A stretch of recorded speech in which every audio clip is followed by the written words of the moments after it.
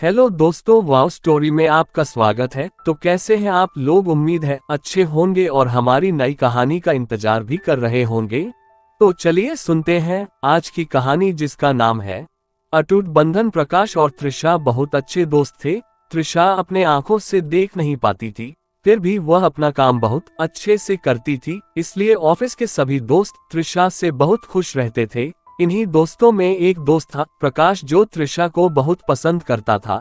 एक दिन की बात है, प्रकाश ने त्रिशा को टेक्स्ट मैसेज किया। मैसेज में क्या लिखा था पता नहीं। त्रिशा दूसरे दिन प्रकाश को रेस्टोरेंट में मिलने बुलाती है, पर यह बारिश थी कि रुकने का नाम ही नहीं ले रही थी।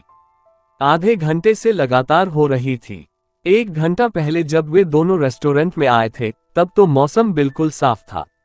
फिर यह अचानक बिन मौसम की बरसात कैसी? खैर, यह इस शहर के लिए कोई नई बात तो नहीं थी, परंतु फिर भी आज की बारिश में कुछ ऐसी बात थी जो उन दोनों के बोझिल मन को भिगो रही थी।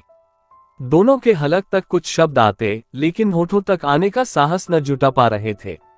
घंटे भर से एकाध आवश्यक संवाद के अलावा और कोई बात संभव नहीं हो पाई थी। कॉफी पहले ही खत्म हो चुकी थी।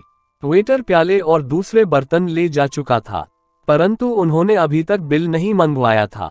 मौन इतना गहरा था कि दोनों सहमे हुए स्कूली बच्चों की तरह उसे तोड़ने से डर रहे थे। प्रकाश त्रिशा के बुझे चेहरे के भावों को पढ़ने की कोशिश करता, पर अगले ही पल सहम कर अपनी पलकें झुका लेता। कितनी बड़ी बड़ी और गहरी आंखें थीं त्रिशा की। त्रिशा कुछ कहे न कहे, उसकी आंखें सब कह देती थीं। इतनी उदासी आज से पहले प्रकाश ने इन आंखों में कभी नहीं देखी थी। क्या सचमुच मैंने इतनी बड़ी गलती कर दी? पर इसमें आखिर गलत क्या है? प्रकाश का मन इस उधेड़बुन में लगा हुआ था। होश वालों को खबर क्या, बेखुदी क्या चीज है। दोनों की पसंदीदा ये गजल धीमी आवाज में चल रही थी। कोई दिन होता तो दोनों इसके साथ साथ गुनगुनाना शुरू कर देते, पर आज आखिरकार त्रिशा ने ही बात शुरू करनी चाहिए। उसके होंठ कुछ फड़फड़ाए। तुम कुछ पूछना चाहती हो? प्रकाश ने पूछ ही लिया। हाँ, कल तुम्हारा टेक्स्ट मैसेज पढ़कर मैं बहुत हैरान हुई। जानता हूं, पर इसमें हैरानी की क्या बात है? पर सब कुछ जानते हुए भी तुम ये सब कैसे सोच सकते हो प्रकाश? इस बार त्रिशा की आवाज पहले से ज्यादा ऊंची थी। प्रकाश बिना कुछ जवाब दिए फर्श की तरफ देखने लगा। देखो, मुझे तुम्हारा जवाब चाहिए। क्या है ये सब? त्रिशा ने उखड़ी हुई आवाज से पूछा। जो मैं महसूस करने लगा हूं और जो मेरे दिल में है, उसे मैंने जाहिर कर दिया और कुछ नहीं।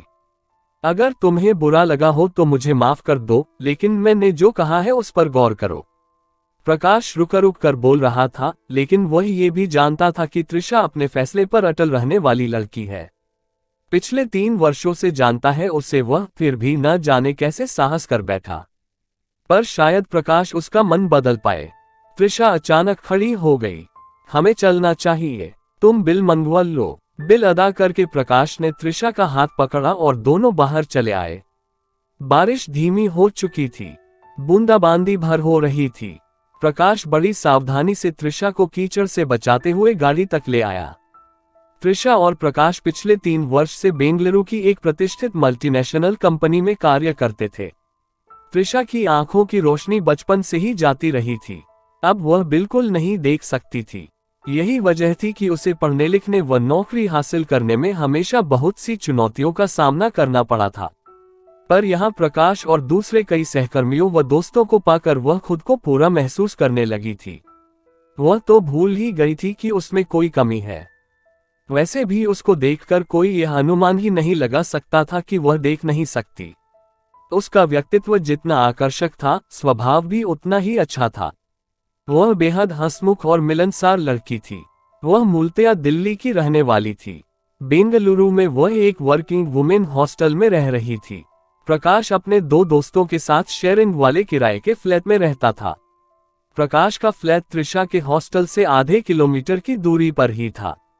रोजाना त्रिशा जब हॉस्टल लौटती तो प्रकाश कुछ न कुछ ऐसी हंसी मजाक की बात कर देता, जिस कारण त्रिशा हॉस्टल आकर भी उस बात को याद कर के देर तक हंसती रहती। परंतु आज जब प्रकाश उसे हॉस्टल छोड़ने आया तो दोनों में से किसी ने भी कोई बात नहीं की। हॉस्टल आते ही त्रिशा चुपचाप उतर गई। उसका सिर दर्द से फटा जा रहा था।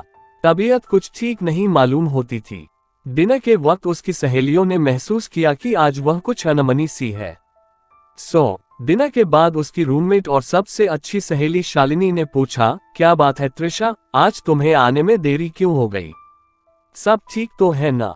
हाँ बिल्कुल ठीक है, बस आज ऑफिस में काम कुछ ज्यादा था, त्रिशा ने जवाब तो दिया, पर आज उसके बात करने में रोज जैसी आत्मीयता नहीं थी। शालिनी को ऐसा लगा जैसे त्रिशा उससे कुछ छिपा रही थी।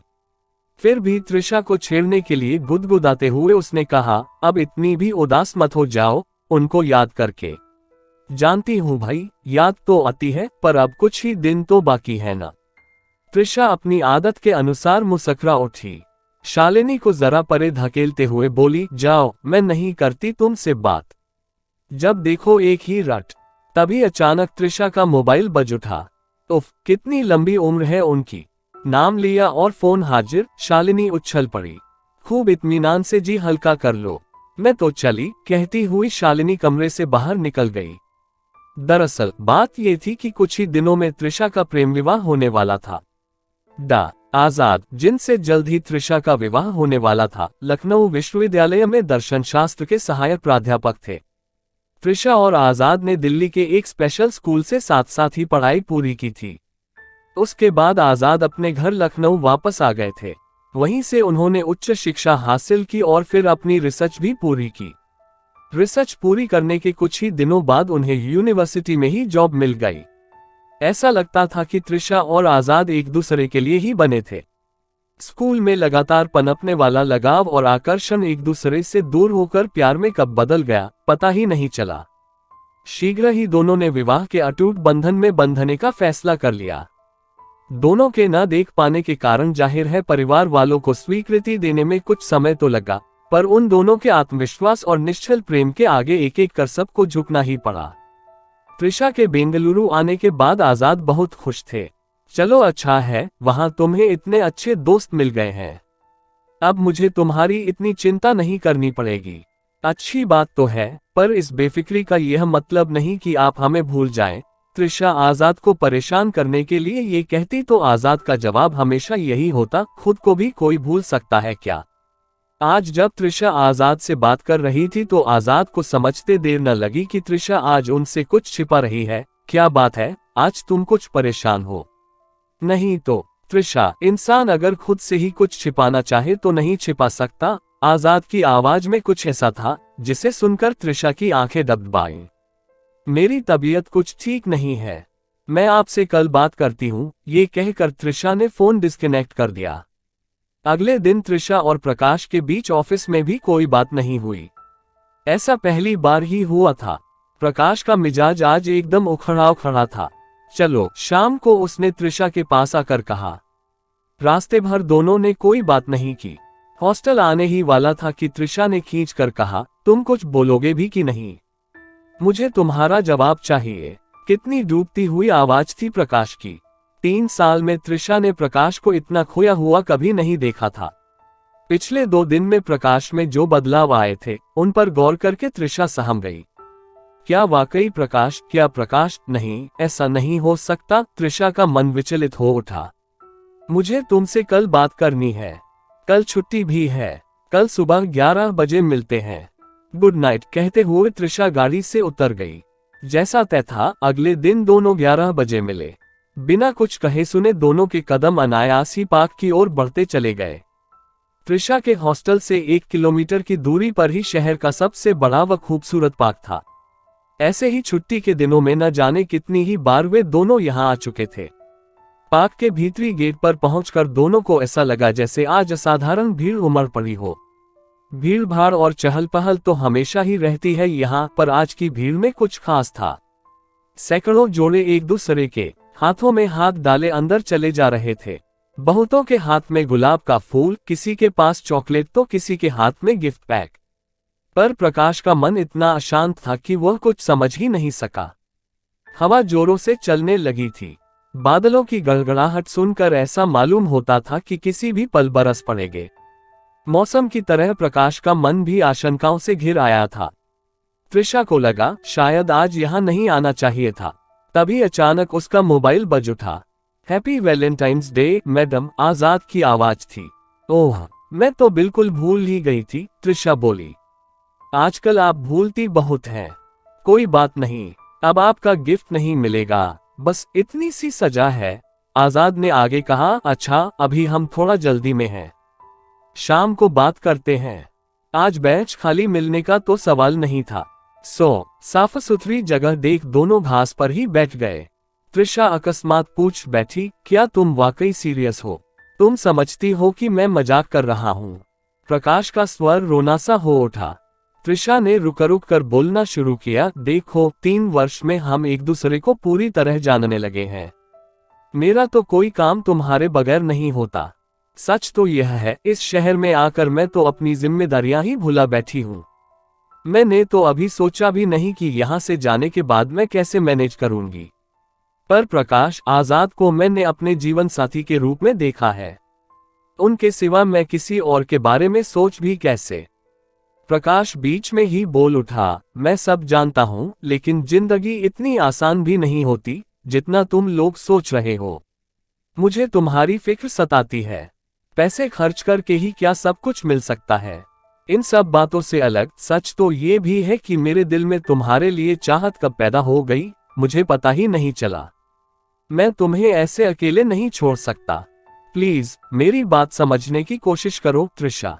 अगले कुछ पल रुककर त्रिशा ने कहा, मैं अच्छी तरह जानती हूँ तुम मेरी कितनी फिक्र करते हो, लेकिन जो प्रस्ताव तुम्हारा है उसके बारे में सोचने का मेरे लिए सवाल ही पैदा नहीं होता। मैंने हमेशा यही चाहा था कि मैं जिस कमी के साथ जी रही हूँ, जीवन साथी भी वैसे ही चुनूंगी, ताकि हम एक दूसरे की ताकत बनकर कदम कदम पर हौसला अफजाई कर सके और आत्मनिर्भर होकर जी सके। फिर आजाद तो मेरे जीवन में एक अलग ही खुशी लेकर आए हैं। मैं उन्हें ऐसे छोड़ नहीं सकती और मैं तुम्हारे जैसा अच्छा दोस्त भी नहीं खो सकती, इसलिए हम दोनों अच्छे दोस्त हमेशा ही रहेंगे। और आजाद के साथ मेरा रिश्ता तो एक अटूट बंधन है। तुम जितनी जल्दी इस बात को समझ जाओ हमारे लिए अच्छा होगा। प्रकाश मुस्कुराते हुए बोला, ठीक है, पर हम अच्छे दोस्तों हमेशा ही रहेंगे। जैसा आजाद के साथ तुम्हारा रिश्ता अटूट बंधन है, वैसे ही हमारी दोस्ती का अटूट बंधन हमेशा ही रहेगा। त्रिशा ने मुस्कुराते हुए हाँ में जवाब दिया। तो दोस्तों, आपको त्रिशा और प्रकाश की दोस्ती की कहानी कैसी लगी कमेंट बॉक्स में जरूर बताएं और वीडियो को लाइक, चैनल को सब्सक्राइब जरूर करें। धन्यवाद।